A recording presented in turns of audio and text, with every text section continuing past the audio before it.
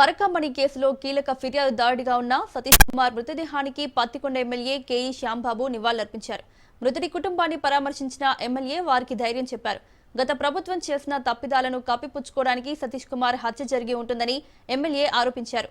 పరకమణి కేసును తప్పుదోవ పట్టించేందుకే ఈ హత్య చేశారన్నారు. సతీష్ కుమార్ అనుమానాస్పద మృతిపై సీఎం ఆదేశాల మేరకు విచారణ జరుగుతుందని ఎమ్మెల్యే తెలిపారు.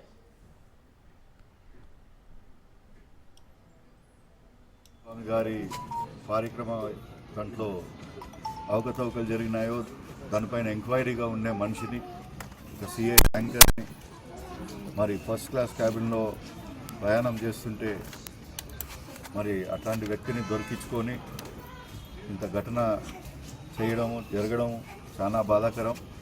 దీనిపైన కంపల్సరీ గవర్నమెంట్ తరఫు నుంచి ఎంక్వైరీలు కమిషన్లు పెట్టియాలా.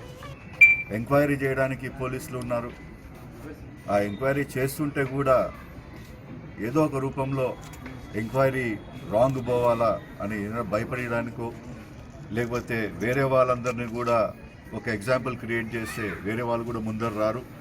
దీంట్లో ఎంక్వైరీ మొత్తానికి కొలాప్స్ కావాలని చెప్పి ఒక ఆలోచనతో ఏదైతే చేశారో చాలా బాధాకరంగా ఉంది.